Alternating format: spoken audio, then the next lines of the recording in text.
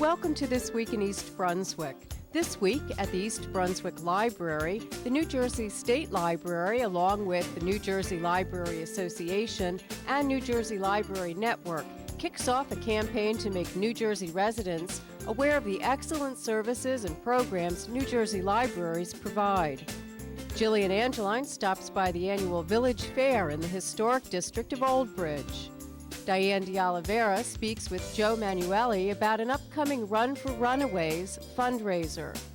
The East Brunswick Chamber of Commerce honors oncologist Dr. Michael Nissenblatt, and East Brunswick High School girls soccer coach Lou Koza is honored at a recent game at East Brunswick High School. This and more coming up. Stay with us. Faster than searching the World Wide Web. More inspiring than a half-cap mocha latte. Able to answer any question with insight and detail. This superhero of knowledge can find the answer to any question no matter what the problem. And she works in your neighborhood at your public library. When you need to know, get to know your library. Log on to njlibraries.org. No boundaries, no limits, know your library. That's the slogan for the new New Jersey Super Librarian campaign, kicked off Friday at the East Brunswick Library.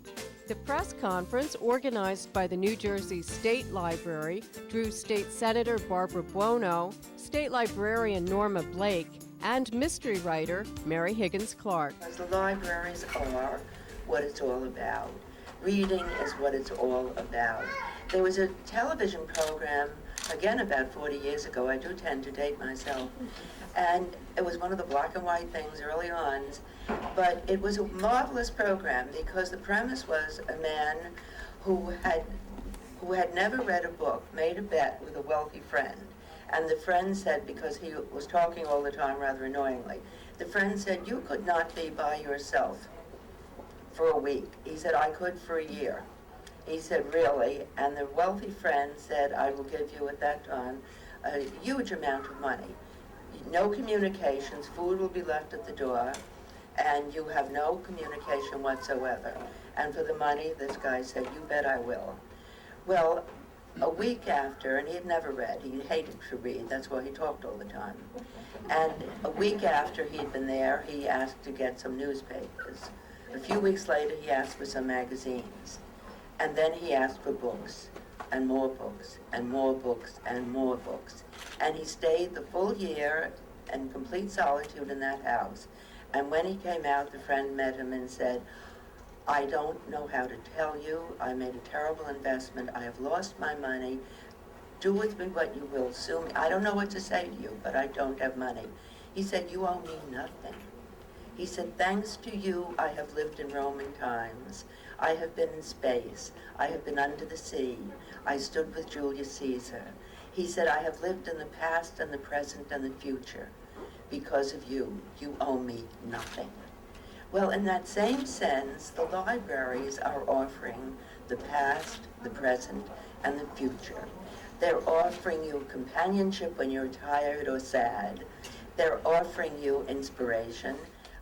This could be your winning ticket to a new combination DVD VCR player, Sony PlayStation 2, a color TV, or any of hundreds of other valuable prizes. Raffle fans, rejoice. Here comes Central New Jersey's biggest and best raffle pull, the East Brunswick Friends of the Library's 19th annual Best Ever Tricky Tray.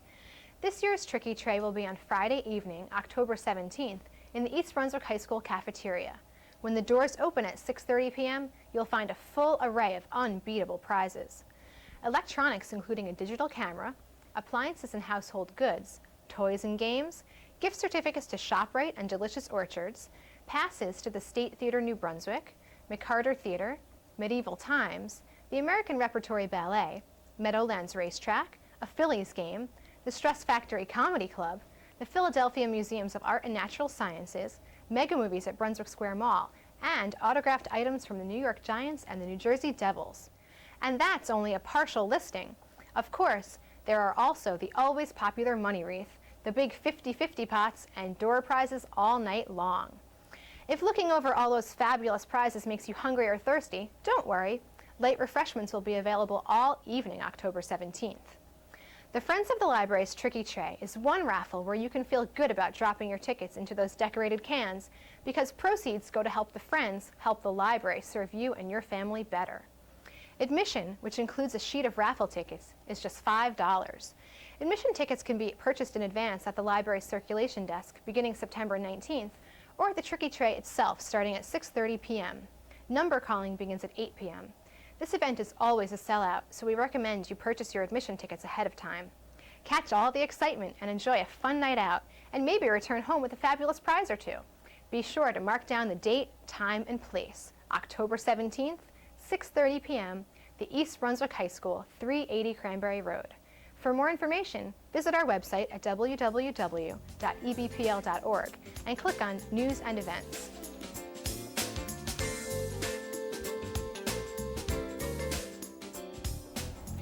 Nearly 30 years after the Somerset Youth Shelter opened, it continues serving dozens of Central Jersey youth from Runaways to the homeless.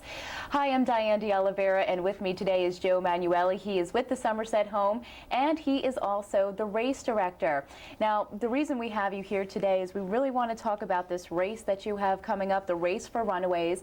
First of all, for people who don't know what the Somerset Home is, Joe, just tell us a little bit about it. Sure. The Somerset Home is a 501c nonprofit corporation. That's started in the late 60s, early 70s. It serves youth who are abused or homeless. It has emergency bed capability. Sometimes it takes a lot of people referred even from DIFAS, the New Jersey State Division of Youth and Family Services. We concentrate on youth in the Central Jersey area, but because we have a lot of beds and because it's a pretty good facility and got a good name in the social services, we do take youth from as far away as Newark and Trenton and those parts as well. Now, where's the home located and how many children do you currently serve? Sure. Currently, the main home, the shelter, which is a youth group home, that has 16 beds, and that is, I think it's almost full at this point. That's located in the Findern section of Bridgewater. We also have the Passages program, which is a separate building. It's actually located also in Bridgewater, actually really close to the Bridgewater Mall, and that's for older kids who are aging out of the system, who are being taught to live on their own. They have their own, they produce their own meals, they take care of their own rooms, they go to their jobs, they're learning how to get into society. So it's a place where they jump from just being from a group home setting environment to the Passages program. And we also have a street outreach program that goes, that's fairly new. It's only a couple of years old, and it goes throughout the Central New Jersey region. Now, what are the ages of the children in the home? What do they range between? They can go from, in the main home itself, in Findern section, it can go from 13 to 18, okay? And these are kids who come in, they're either referred to by social service agencies or they're remanded by the court. Sometimes their parents are put in jail. There's no one at home that can take care of them. A parent has died, all the types of things. And then in the Passages program, where they're learning to transition back into society, they're from 18 to 21 years old. And as you're saying, these kids are not there by choice. They're there because they have really nowhere else to go. And you have one event that we mentioned coming up, this Run for the Runaways, coming up on November 1st, and that's at Duke Island Park. And it's our fall fundraiser. We do a spring fundraiser, which is an auction. This one's a very good, exciting, it's a very good community event. The Somerset Home itself gets 20% of its funding now from private sources, so we need these events to do well for us, and the fundraisers as well, because we get a lot of people who have run the race. So this year will be our 5th annual one, and who then start learning more about the organization, start to do volunteer opportunities, start to get people involved. So it works out well for us. And you mentioned exposure. That is actually how I first heard about the Somerset Home, because I actually ran this race last year, and I was like, oh my God, it was such a great race put together, and it was for a good cause. So when you run and you know that the money's going for something good, it makes you feel even better. How much are you hoping to raise this year?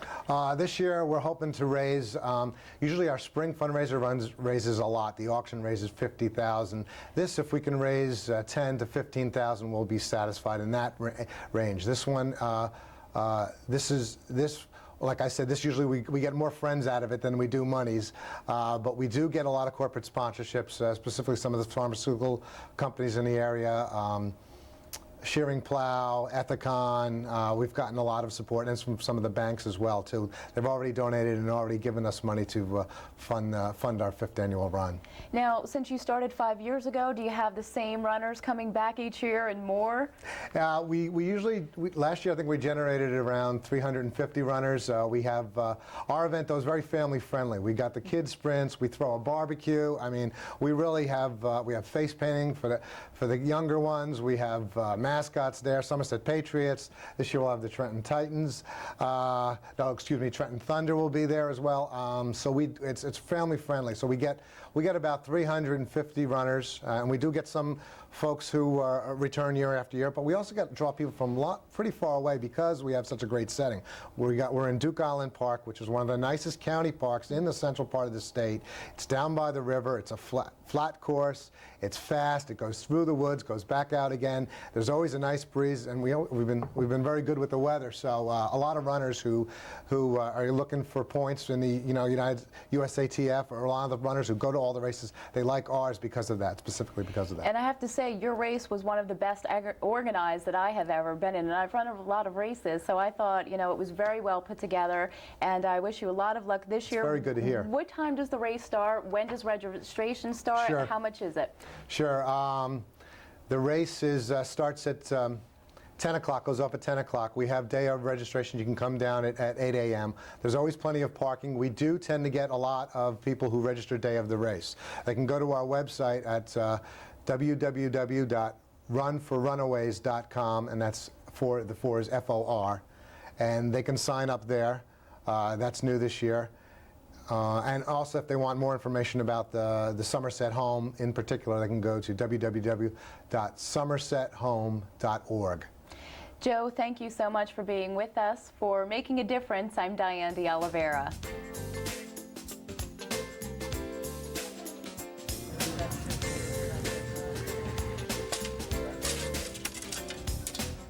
Hi, I'm Trish LaDuca, Coordinator for Community Relations and Programs for the East Brunswick Public Schools, and we're here at East Brunswick High School this morning with Gail Disleski, who's in charge of the mentoring program here, and she's going to tell us about a real cooperative effort that's been going on here in this Memorial Garden at the high school.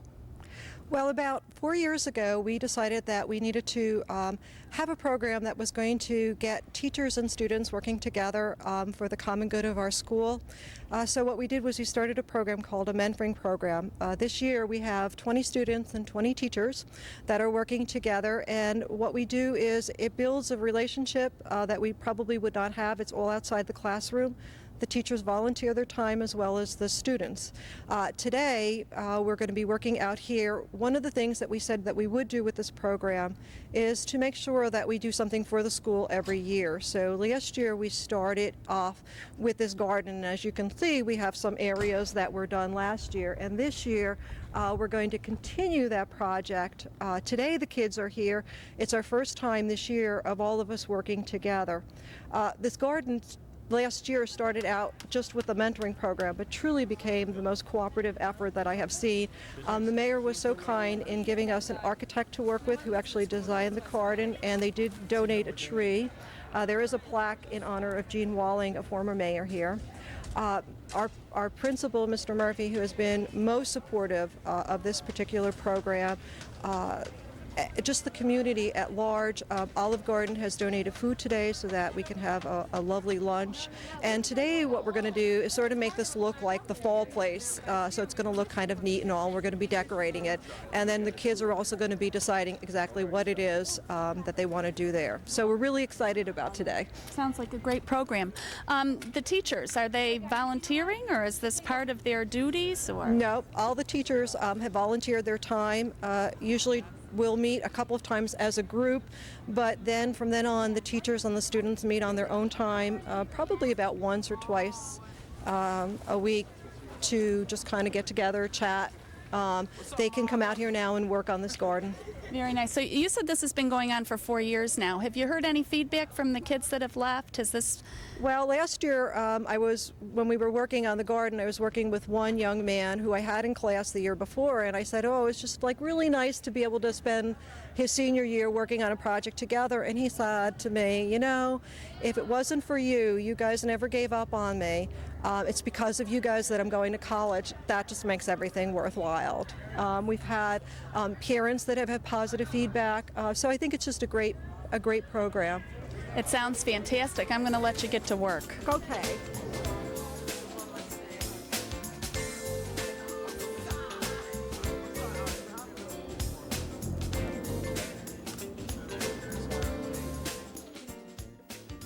Oncologist and hematologist Dr. Michael Nissenblatt was honored at the East Brunswick Regional Chamber of Commerce Charitable Foundation Annual Scholarship Dinner on September 23rd. Dr. Nissenblatt was recognized for his exceptional contributions to the community. Town Council President Donald Klemp read proclamations from Mayor Bill Neary and from Governor James McGreevey. News 4 weatherman Chris Cimino read another by the state legislature. And Charles Heppel, president of the Chamber Charitable Foundation, presented Dr. Nissenblatt with the Chamber Choice Award.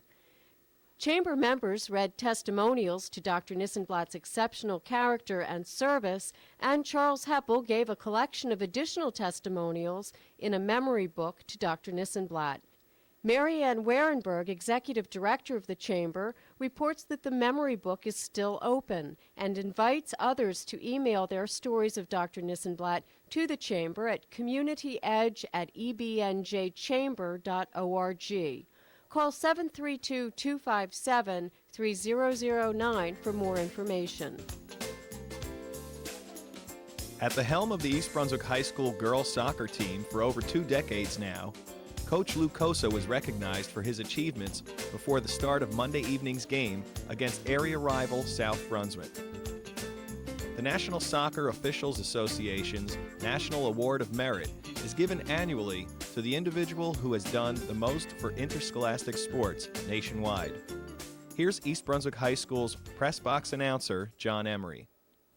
It is our pleasure to announce the recipient of the 2003 National Merit Award is Coach Lou Koza.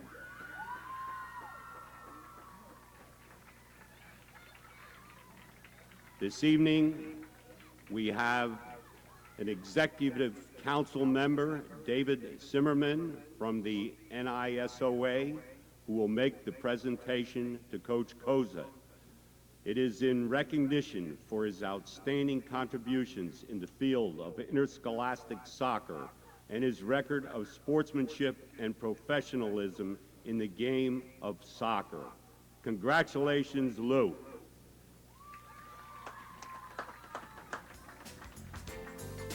The Lady Bears went on to easily defeat South Brunswick 7-0.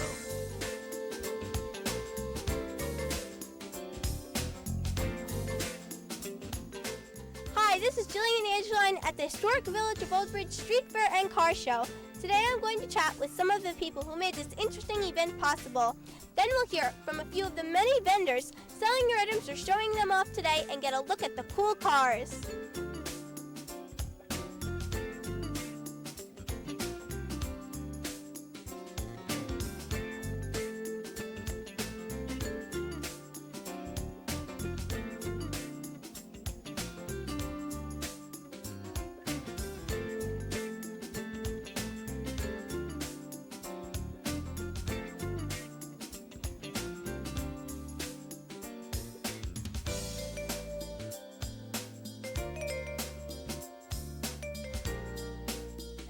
The Village of Old Bridge Community Group I got involved with about 30 years ago.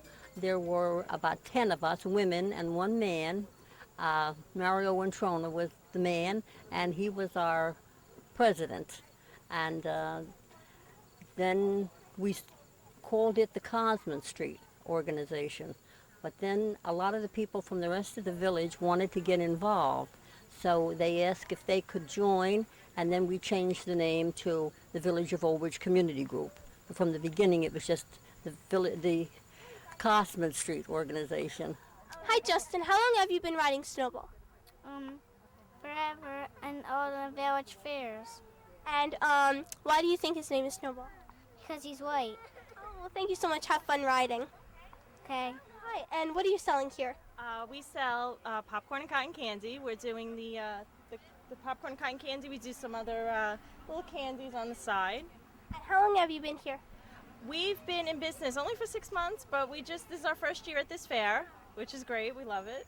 Do you look forward on coming back? Yes, definitely. We'll come back. Hi, everybody. How long have you all been coming? 9 years. And what's your favorite part of the fair and car show? Popcorn. Toys. The scarecrow contest. What do you like? Fundraiser. Hi, Sandy and Terry. What are you selling here? We're selling children's crafts today. All homemade crafts for the children, whatever they like to make. Homemade. We have kites that they can put pictures on, paddles, visors. Our big sellers are we're painting pumpkins. Children are loving that. We have lollipops, Mardi Gras beads, anything that the children will like. Oh, that sounds wonderful. And what's the most popular? I think our most popular so far is our pumpkin painting. And your visors are adorable. Did you make them? Actually, Terry made the visors for us today. Oh, wow. She's our little crafter. Well, hi, Betty. What is the history of the Old Bridge Fair? The reason for the fair is to bring attention to the fact that East Brunswick has a historic district, and this is it. There are a lot of homes here that go back 200 years of age. They were built 200 years ago. And can you explain the scarecrow contest that you're standing by? The Scarecrow Contest is just a fun thing to bring the fall festivities into the fair. The scarecrows are either made on site or they're made at your home and brought here to be judged. We give out prizes and awards for them. What kind of prizes and awards? We used to give out plaques. Now we give out a nice Halloween keepsake that people can take home as a remembrance of the fact that they won the prize. Well, the East Brunswick Museum is the Township Museum. We're housed in the former Simpson Methodist Church. It's a historic building that was built in 1862, and our mission is to collect and preserve artifacts that are significant to East Brunswick and the surrounding communities.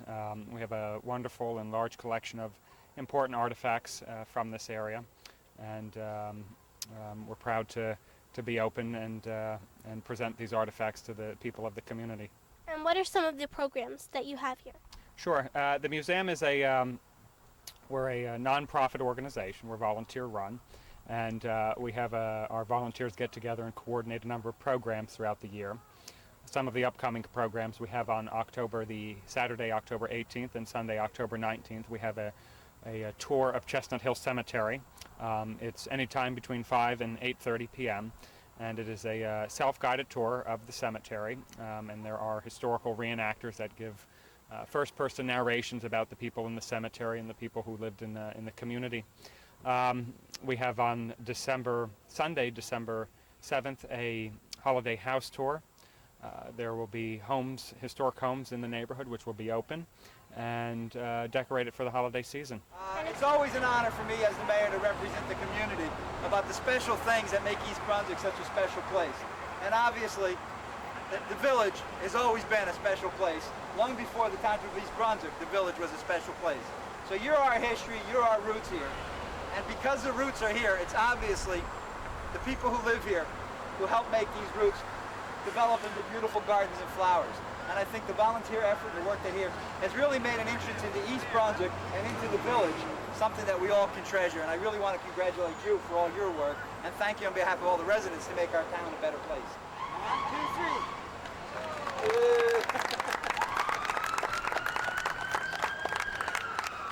And why is this area called the Historic Village of Old Bridge, even though we're still in East Brunswick? Well, the historic village of Old Bridge was actually named many years ago. It was attributed to George Washington. So the Old Bridge area, this was one time part of Madison Township, which was Old Bridge. And over the course of time, as the borders were being formulated by the variety of towns and the various towns, East Brunswick took over this part of town. I mean, not many people remember that Milltown was once part of East Brunswick, and East Brunswick was once part of South Amboy. So, I mean, not everything has been carved in stone until recent, like in the 20th century. So the Old Bridge part, the village here, was here long before there was a township of East Brunswick. The village of Old Bridge was here, in a prosperous village where they used to bring the bricks from the Saraville brick yards that they would put on barges, send them up the South River. They went into the Raritan Bay, and most of those brownstones that you see in Manhattan and in Brooklyn were made from bricks that came through Old Bridge and Saraville. So it's got a history.